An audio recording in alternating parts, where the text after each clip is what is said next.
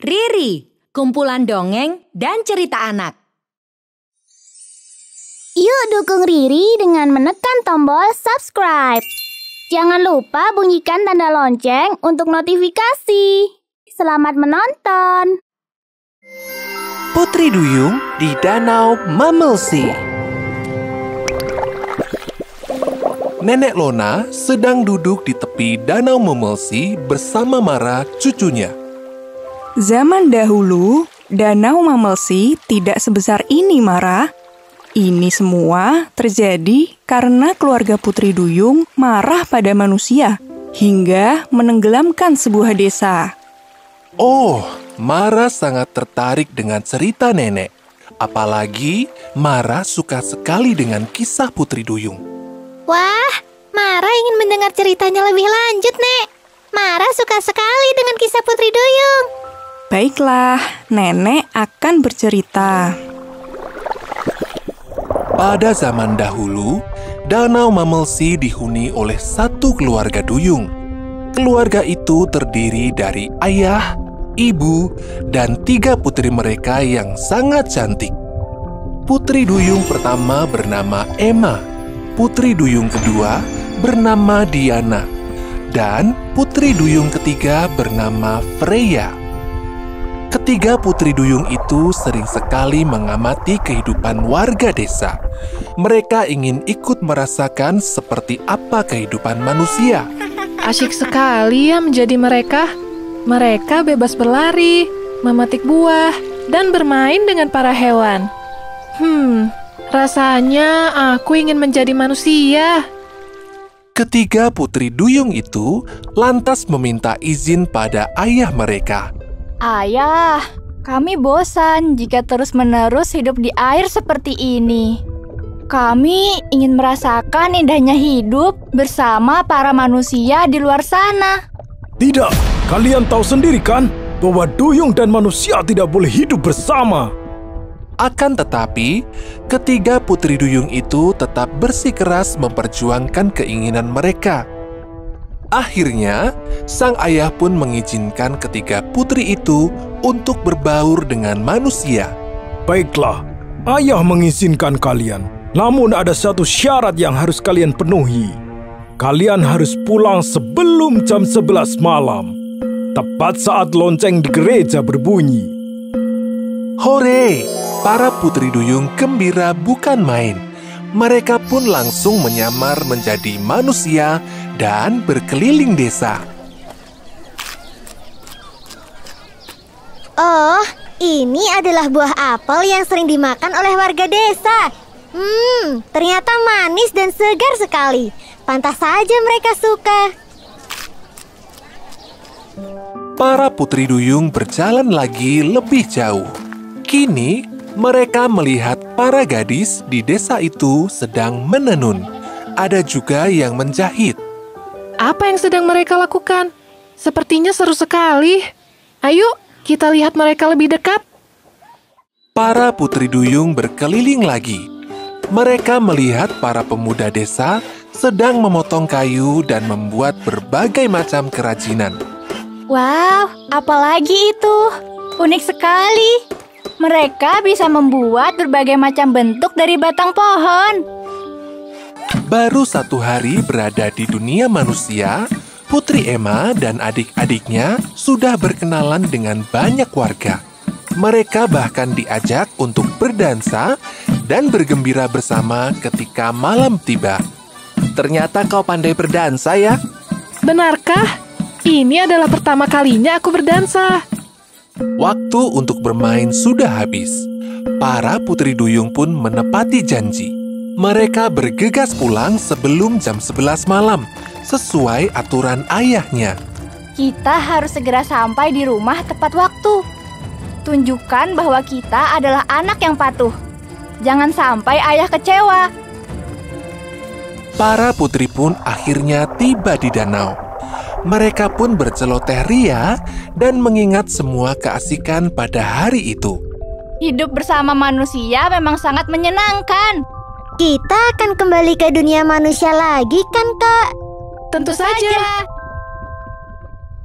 Sejak saat itu, para putri duyung berbaur dengan kehidupan masyarakat desa.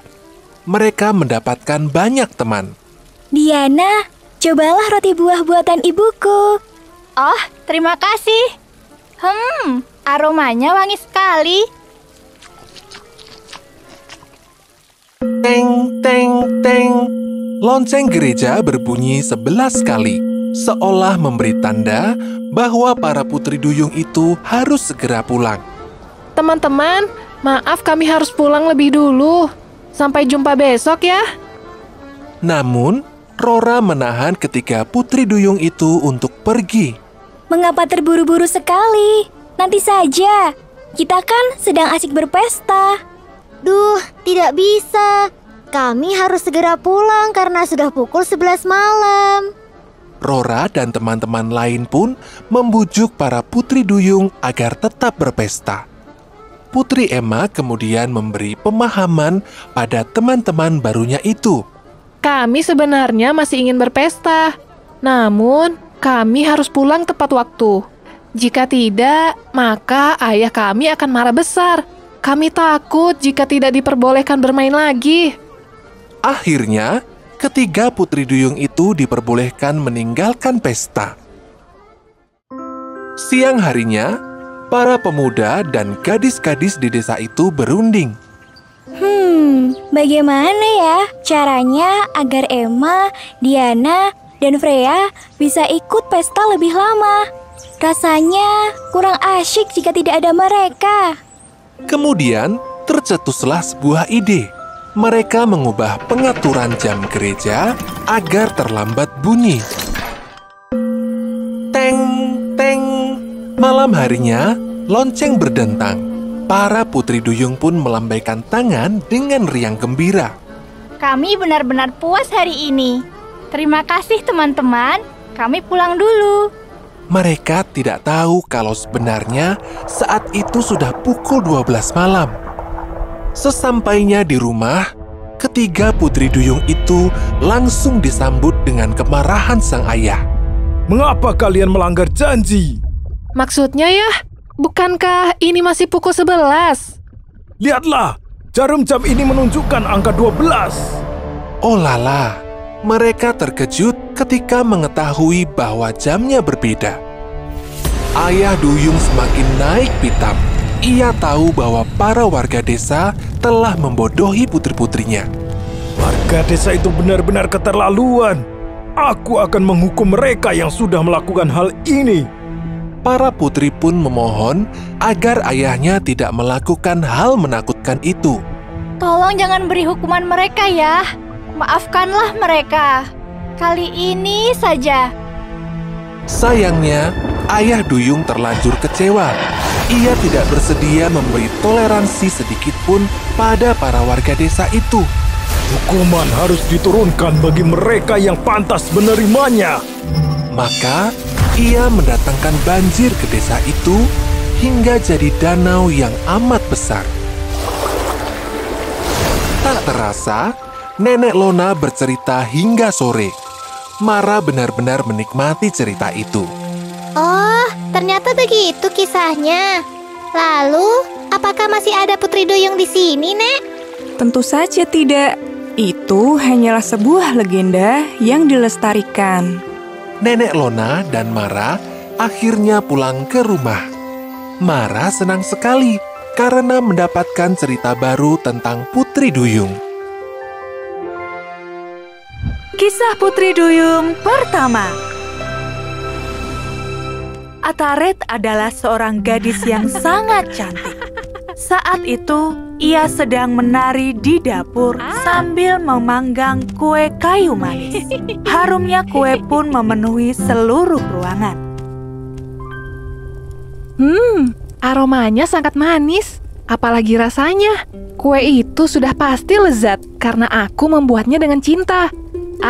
Aku tak sabar ingin segera mencicipinya. Setelah kue itu matang, Ataret mengeluarkannya dari pemanggang. Kemudian, ia mengemas kue itu ke dalam keranjang piknik. Ia akan membawa kue itu untuk Kalata. kekasihnya yang saat ini sedang berada di padang rumput. Kue sudah siap, saatnya dibawa. Ataret berjalan dan mendapati Kalata sedang duduk di bawah pohon sembari memainkan seruling bambunya. Wah, merdu sekali. Aku sangat beruntung bisa mendengarnya. Tak ada yang bisa bermain seruling seindah kekasihku.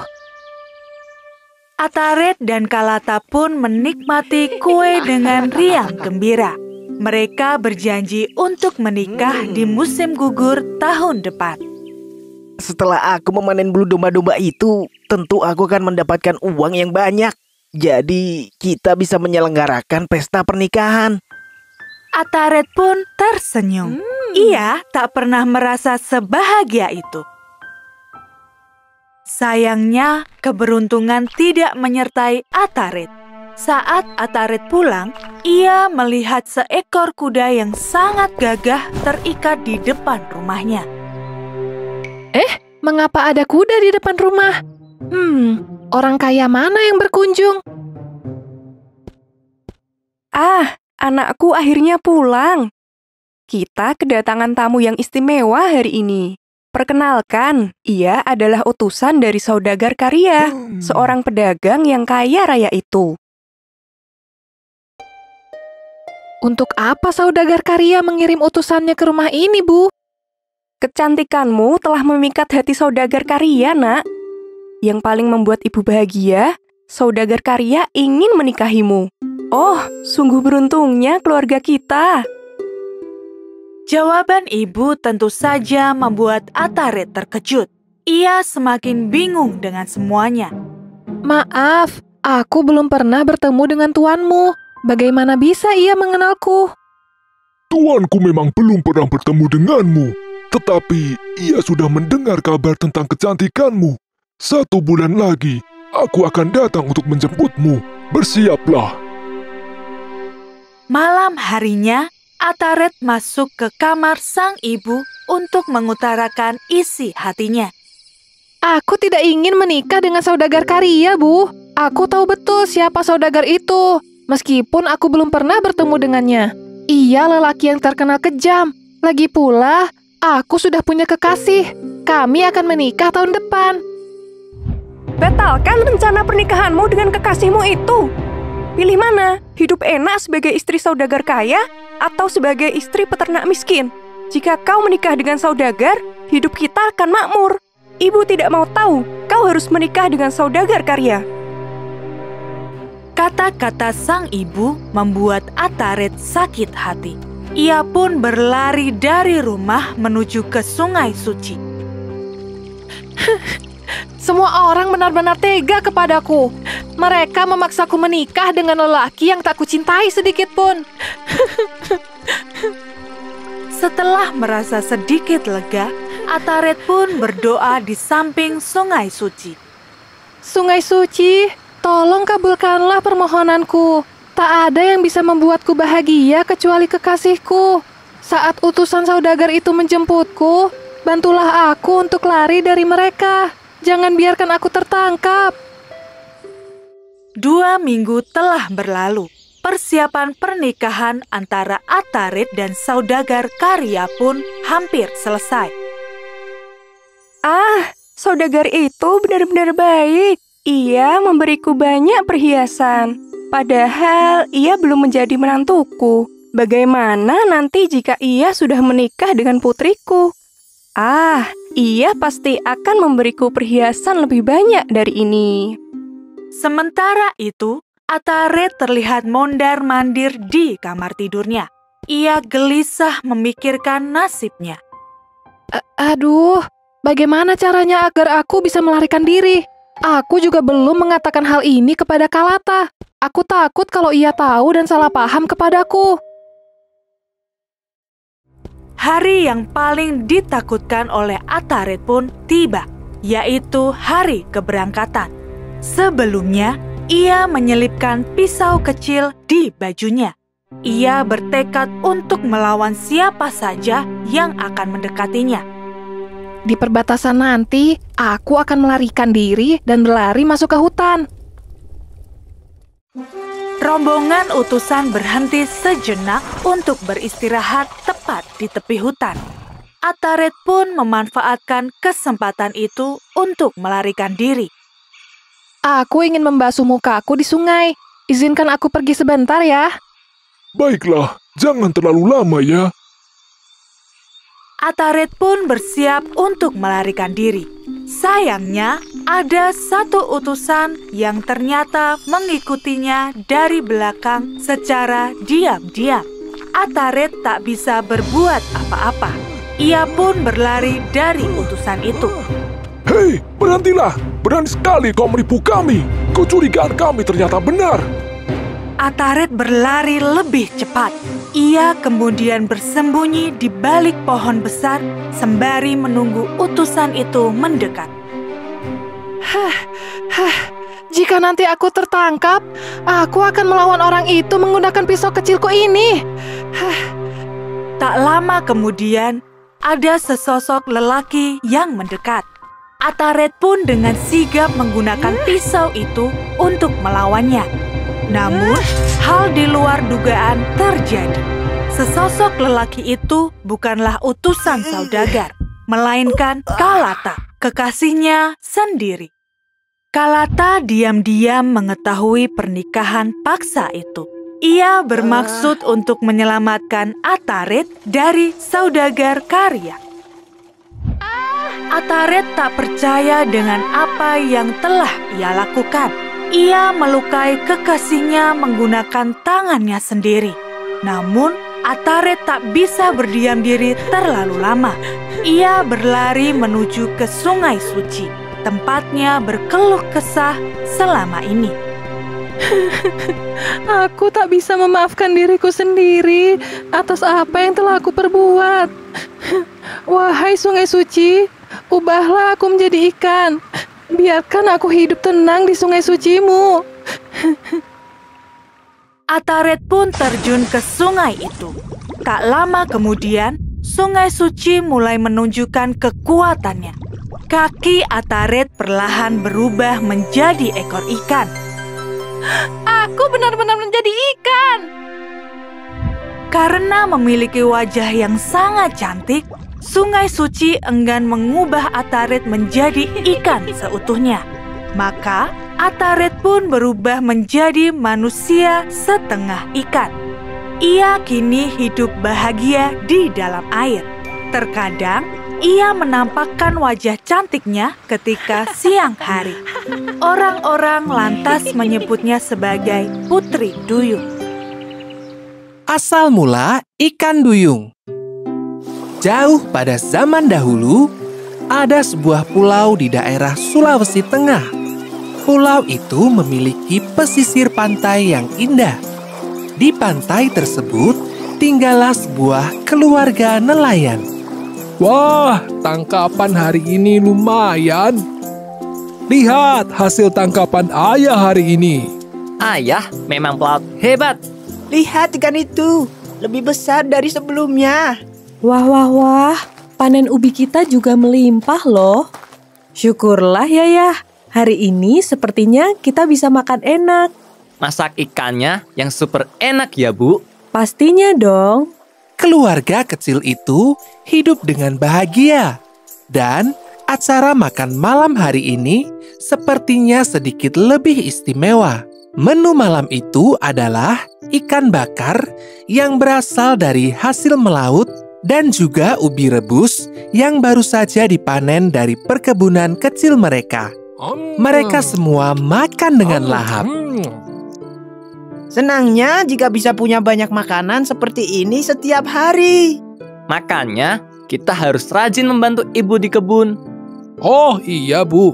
Hasil kebun kita sudah menipis. Jadi nanti malam ayah akan pergi melaut. Sisakan ikan untuk sarapan besok pagi setelah ayah pulang dari melaut ya. Baik ayah, akan ibu sisakan 2 ekor ikan untukmu sebagai bekal besok pagi, serta 1 ikan lagi sebagai bekal nanti malam. Ayah kan sudah banyak makan. Masa nanti ayah mau makan bekal lagi? Iya, ayah butuh makanan banyak supaya kuat untuk melaut. Malam semakin larut. Bulan sudah tepat berada di tengah-tengah. Tiba waktunya bagi sang ayah untuk pergi melaut. Ayah pun berpamitan kepada ibu untuk pergi melaut. Aku pergi dulu, Bu. Iya, hati-hati ya. Dengan perahu kecilnya, ayah pergi ke tengah laut untuk mencari ikan. Malam telah berganti menjadi pagi. Matahari perlahan-lahan menampakkan dirinya. Hingga siang menjelang, sang ayah belum juga pulang dari melaut. Bu, aku lapar. Aku ingin makan ikannya, Bu. Aduh, kamu kan baru saja makan. Lagi pula, ayah sudah berpesan untuk menyisakan 1 ikan untuk ayah kan? Tapi aku lapar sekali, Bu. Ayolah, Bu. Aku makan sedikit saja kok. Akan kusisakan untuk ayah. Ibu merasa tak tega melihat anak bungsunya itu. Baiklah, tapi sedikit saja ya. Sisakan untuk ayah. Baik, Bu. Siap. Tak lama, si bungsu pun makan ikan tersebut. Ibu memang jago masak. Ibu tak pernah masak masakan yang gak enak. Si bungsu pun makan 1 ekor ikan. Kini, ikan milik ayah tinggal 1 ekor saja. Si bungsu masih saja lapar. Perutnya seolah semakin lapar ketika melihat sisa ikan itu. Dan dia pun memakan semua ikan tersebut. Tanpa pikir panjang, si bungsu pun melahap habis semua ikan. Ayah kan sedang pergi melaut. Nanti pasti dapat ikan yang lebih banyak. Tidak lama kemudian, 2 ikan bakar itu telah habis. Dan hanya tersisa durinya saja. Semua habis disantap oleh si bungsu. Ibu tercengang melihat ikan untuk ayah habis tak tersisa. Ya ampun, kenapa kamu makan semua ikan itu? Maaf, Bu. Aku tidak bisa berhenti makan tadi. Aduh, kamu ini. Bagaimana nanti kalau ayah marah? Perutku tadi lapar sekali, Bu. Ah, ya sudahlah. Biar nanti ibu yang bicara pada ayah. Ibu akan memasakkan lainnya untuk ayah. Akhirnya, sang ibu pun luluh. Dia tidak tega melihat wajah anak bungsunya itu berubah menjadi sedih. Matahari makin naik. Ayah pun akhirnya pulang ke rumah. Aku pulang. Bu, aku sudah pulang. Ah, ayah sudah pulang. Tumben pulangnya telat sekali ya. Ibu sudah khawatir dari tadi. Iya, ternyata hari ini laut sedang tidak bersahabat. Arusnya tinggi. Ayah sempat terjebak gelombang dan tidak bisa pulang lebih cepat. Maaf ya, Bu. Ayah juga tidak berhasil menangkap ikan. Tidak apa-apa ya. Yang penting ayah pulang dengan selamat. Ngomong-ngomong, ayah lapar sekali. Melawan ombak tinggi membutuhkan banyak tenaga. Bisakah aku makan ikan kemarin, Bu? Itu tadi si bungsu kelaparan. Jadi semua ikan sudah habis dimakan oleh dia. Akan kumasakan sayur lain untuk ayah. Apa? Masa tidak tersisa satupun untukku? Bukankah aku sudah berpesan kepadamu sebelumnya? Maafkan aku. Aku tidak tega melihat anak kita kelaparan. Aku juga tidak bisa memegang janjiku. Ibu ini bagaimana sih? Selalu saja memanjakan si bungsu. Karena itulah, bungsu tumbuh menjadi anak yang manja. Maafkan ibu, ayah. Sudahlah. Aku tidak berselera makan lagi. Aku mau tidur saja. 2 hari kemudian, ayah masih saja marah. Dia sama sekali tidak mau bicara pada siapapun. Tengah malam berikutnya, sang ibu memutuskan untuk pergi dari rumah secara diam-diam. Ia merasa tidak enak kepada suaminya yang terus marah-marah. Ia sebenarnya merasa kasihan pada anak-anak. Sungguh berat meninggalkan kedua putranya yang masih kecil-kecil itu. Pagi harinya, kedua kakak beradik tidak bisa menemukan ibunya dimanapun. Kak, ibu kemana ya? Aku cari di dapur tidak ada. Aku juga tidak tahu. Aku belum melihatnya dari tadi. Mungkin di sekitar pekarangan. Atau di sekitar pantai. Ayo kita cari, Kak. Mereka berdua pun pergi keluar rumah ke dekat pantai untuk mencari ibunya. Ibu, Bu, kemana kau? Ibu, kemana kau? Sang ibu tiba-tiba muncul dari arah pesisir pantai. Anak-anak, ibu di sini. Ibu. Maafkan ibu, nak. Ibu harus pergi supaya ayah tidak marah-marah terus. Ibu juga membawakan sedikit makanan untuk kalian. Bawalah juga untuk ayah. Ibu memberikan ikan yang banyak untuk mereka. Wow, banyak sekali ikannya, Bu. Ibu sendiri yang menangkapnya. Iya, nak. Ibu lebih hebat daripada ayah. Sudah, sana kalian berdua pulang dan bawalah ikan itu. Ibu tidak ikut kami pulang. Ibu mau pergi kemana? Ibu akan mencari ikan lebih banyak lagi. Ini sudah cukup banyak, Ibu. Ayo pulang bersama kami. Ayah juga pasti merindukan ibu. Aku tidak yakin. Bawalah ini bersama kalian. Masak dan makanlah bersama ayah kalian. Mereka berdua pun pulang dan membawa pulang ikan hasil tangkapan ibunya itu. Semoga ayah tidak marah lagi ya, Dik. Amin. Ayah, ibu ternyata pergi melaut dan membawa banyak ikan untuk kita semua. Tolong maafkan ibu ya. Namun, ternyata ayah masih saja marah dan belum bisa memaafkan kesalahan ibu.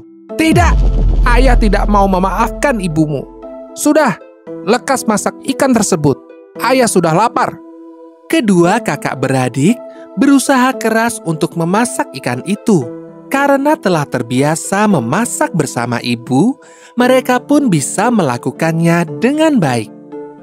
Ayah makan ikan tersebut dengan lahap. Berbeda dengan ayah mereka, kedua kakak beradik itu makan sambil membisu. Mereka sedih karena sang ibu tidak bersama mereka. Ayah, kumohon maafkanlah ibu. Ibu telah mencarikan ikan-ikan ini sebagai permintaan maaf. Mendengar anak sulungnya terus-menerus menyinggung sang ibu, kemarahan ayah pun meluap. Sudah kubilang, aku tidak akan memaafkan ibu kalian, walaupun dengan memberi ikan segudang sekalipun. Aku tidak akan memaafkannya. Biar saja ibumu terus mencari ikan hingga menjadi ikan. Seketika, suara guntur menggelegar. Langit yang awalnya cerah berubah menjadi awan hitam. Kilatan petir menyambar-nyambar di segala penjuru. Kala itu, sang ibu sedang berada di tengah laut.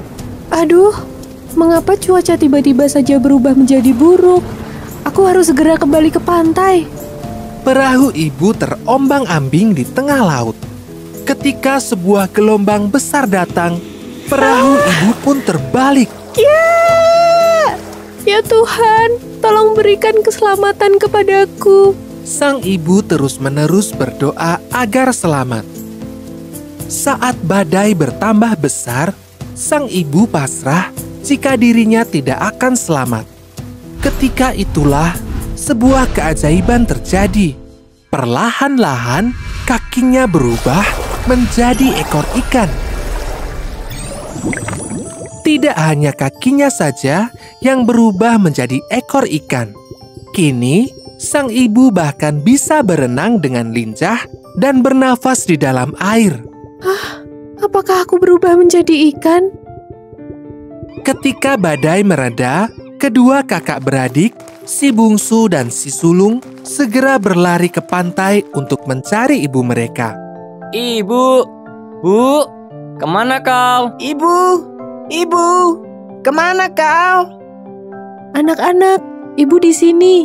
Sang ibu muncul dari balik sebuah batu besar. Syukurlah ibu selamat. Badai semalam sangat dahsyat. Ayo pulang bersama kami, Bu. Iya, Ibu. Kami kangen sama Ibu. Tidak enak jika di rumah tidak ada Ibu. Maafkan Ibu anak-anak. Kali ini Ibu benar-benar tidak bisa pulang bersama kalian. Berjanjilah kepada Ibu bahwa kalian akan saling menjaga. Hah? Apa maksud Ibu? Perlahan-lahan, sang ibu memperlihatkan kakinya yang kini telah berubah menjadi ekor ikan. Betapa kagetnya mereka berdua melihat ibunya berubah menjadi setengah ikan. Badai semalam telah merubah Ibu menjadi seperti ini. Namun Ibu bersyukur jika tidak berubah, pastinya Ibu tidak akan bisa selamat. Tapi sebagai gantinya, Ibu tidak bisa lagi tinggal bersama kalian. Maafkan Ibu ya, Nak. Sang ayah yang melihat dari kejauhan merasa bersalah dan menyesal. Jika saja aku tidak mengucapkan sumpah itu, tentu ini tidak akan terjadi. Dan jika seandainya aku tidak terus-menerus marah, istriku tidak akan pergi ke laut. Selamat tinggal anakku. Ibu pun berpamitan dengan mereka. Tangis haru sulung dan bungsu mengantarkan kepergian ibu. Sejak saat itulah kisah ikan duyung turun-menurun diceritakan. Nasihat dari cerita ini adalah, ketika sedang marah, berdiam dirilah sejenak. Tahan semua ucapan yang ingin kamu katakan. Meluapkan kemarahan hanya akan membawa penyesalan di kemudian hari. Riri punya ratusan cerita menarik buat kamu. Ada kisah fabel dan cerita rakyat asli Indonesia. Ada juga dongeng dari seluruh penjuru dunia yang tidak kalah seru. Kita coba intip kisah misterinya yuk.